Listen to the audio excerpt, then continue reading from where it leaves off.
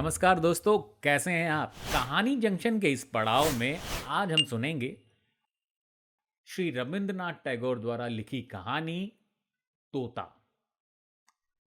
तो शुरू करते हैं तोते की कहानी। एक था तोता। वो बड़ा मूर्ख था। गाता तो था पर शास्त्र नहीं पढ़ता था। उछलता था, फुदकता था, उड़ता था, पर यह नहीं जानता था कि कायदा कानून किसे कहते हैं। राजा बोले, ऐसा तोता किस काम का? इससे लाभ तो कोई नहीं है, हानि जरूर है। जंगल के फल खा जाता है, जिससे राजा मंडी के फल बाजार में टोटा पड़ जाता है। मंत्री को बुलाकर कहा, इस तोते को शिक्षा दो। तोते को शिक्षा देने का काम राजा के भांजे को मिला। पंडितों की बैठक हुई। विषय था उक्त जीव की अविद्या का कारण क्या है। बड़ा गहरा विचार हुआ। सिद्धांत ठहरा, तोता अपना घोंसला साधारण खरपात से बनाता है, ऐसे में विद्या नहीं आती। इसलिए सबसे पहले तो यह आवश्यक है कि इसके लिए कोई बढ़िया सा पिंजरा बनाया जाए। राज पंडितों को दक्षिणा मिली। वे प्रसन्न होके अपने अपने घर गए। सुनार बुलाया गया। एक सोने का पिंजरा तैयार करने में जुट गया। पिंजरा ऐसा अनोखा बना कि उसे देखने के लिए देश विदेश से लोग टूट पड़े। कोई कहता था शिक्षा की तो इति हो गई। कोई कहता शिक्षा ना भी तो क्या, पिंजरा तो बना, इस तोते का क्या नसीब है। सुनार को थैलियां भर भर कर इनाम मिला। वह उसी घड़ी अपने घर की ओर रवाना हो गया। पंडित जी तोते को विद्या पढ़ाने बैठे। नस लेकर बोले, यह काम थोड़ी पोथियों का नहीं है। राजा के भांजे ने सुना। उन्होंने उसी समय पोथी लिखने वालों को बुलाया। पोथियों की नकल होने लगी। नकलों के और नकलों की नकलों के पहाड़ लग गए। जिसने भी देखा उसने यही कहा, शाबाश, इतनी विद्या के धरने को जगह भी नहीं रहेगी। नकल नवीसों को लड्डू बैलों पर लाद लाद कर इनाम दिए गए। वे अपने अपने घर की ओर दौड़ पड़े। उनकी दुनिया में तंगी का नाम निशान भी बाकी न रहा। दामी पिंजरे की देखरेख में राजा के भांजे बहुत व्यस्त रहने लगे। इतने व्यस्त की व्यवस्था की सीमा ही न रही। मरम्मत के काम भी लगे ही रहते। फिर झाड़ू, पोंछा और पालिश की धूम भी मची रहती थी। जो ही देखता यही कहता, उन्नति हो रही है। इन कामों पर अनेक अनेक लोग लगाए गए और उनके कामों की देखरेख करने के लिए और भी अनेक अनेक लोग लगे। सब महीने महीने मोटे मोटे वेतन लेकर बड़े बड़े संदूक भरने लगे। वे और उनके चचेरे, ममेरे, मौसेरे भाई बंद बड़े प्रसन्न हुए और बड़े बड़े कोठों बालाखानों में मोटे मोटे गद्दे बिछाकर बैठ गए। संसार में और अभाव तो अनेक, पर निंदकों की कोई कमी नहीं है।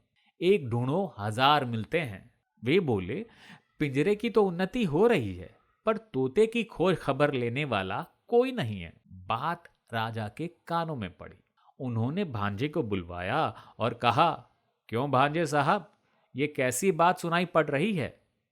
भांजे ने कहा, महाराज, अगर सच सच बात सुनना चाहते हो तो सुनारों को बुलाइए, पंडितों को बुलाइए, नकल नवीसों को बुलाइए, मरम्मत करने वालों को और मरम्मत की देखभाल करने वालों को बुलाइए। निंदकों को हलवे मांडे में हिस्सा नहीं मिलता, इसलिए वे ऐसी ऊंची बात करते हैं। जवाब सुनकर राजा ने पूरे मामले को भली भांति साफ तौर से समझ लिया। भांजे के गले में तत्काल सोने का हार पहनाया गया।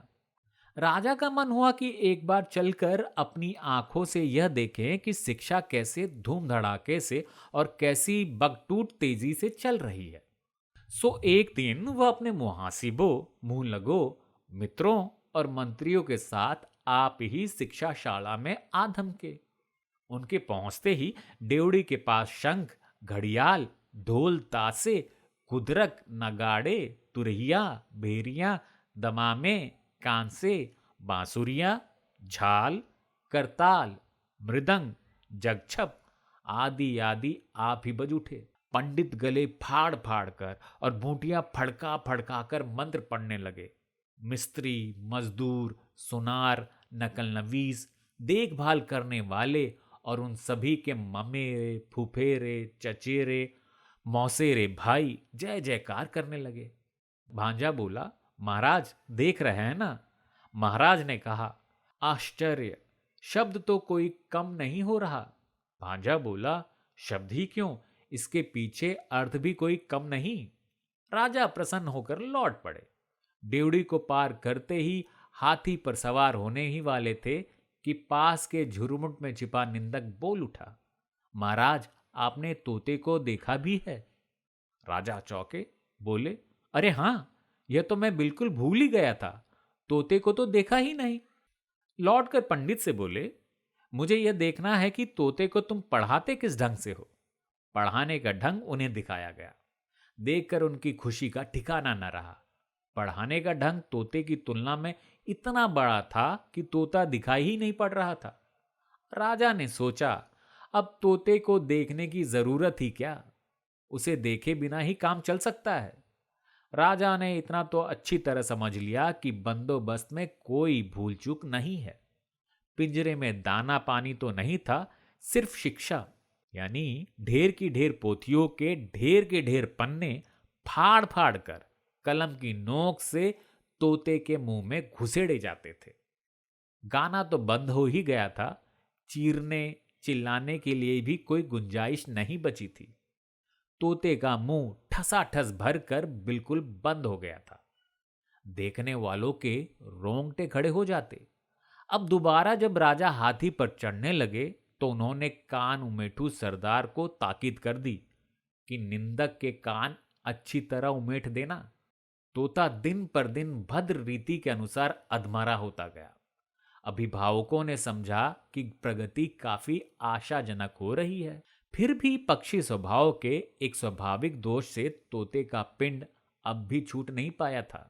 सुबह होते ही वह उजले की ओर टुकुर टुकुर निहारने लगता था और बड़ी ही अन्याय भरी रीति से अपने डैने फड़फड़ाने लगता था।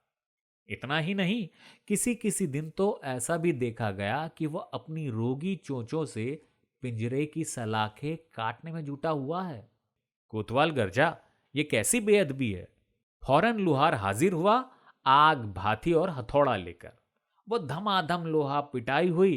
कुछ न पूछिए, लोहे की सांकल तैयार की गई और तोते के डैने भी काट दिए गए। राजा के संबंधियों ने हांडी जैसे मुंह लटकाकर और सिर हिलाकर कहा, इस राज्य के पक्षी सिर्फ मूर्ख ही नहीं, नमक हराम भी हैं। और तब पंडितों ने एक हाथ में कलम और दूसरे हाथ में बर्छा लेकर ऐसा कांड रचाया जिसे शिक्षा कहते हैं।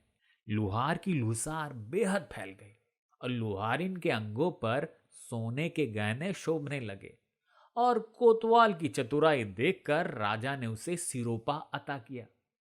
तोता मर गया। कब मरा इसका निश्चय कोई भी नहीं कर सकता। कमबख्त निंदक ने अफवाह फैला दी कि तोता मर गया। राजा ने भांजे को बुलवाया और कहा, भांजे साहब, ये कैसी बात सुनी जा रही है? भांजे ने कहा, महाराज, तोते की शिक्षा पूरी हो गई है। राजा ने पूछा, अब भी उछलता फुदकता है? भांजा बोला, अजी राम कहिए, अभी भी उड़ता है। भांजे ने कहा, ना कतई नहीं। तो क्या अब भी गाता है? भांजे ने कहा, नहीं तो। राजा ने पूछा, दाना न मिलने पर अब भी चिल्लाता है? भांजे ने कहा, ना।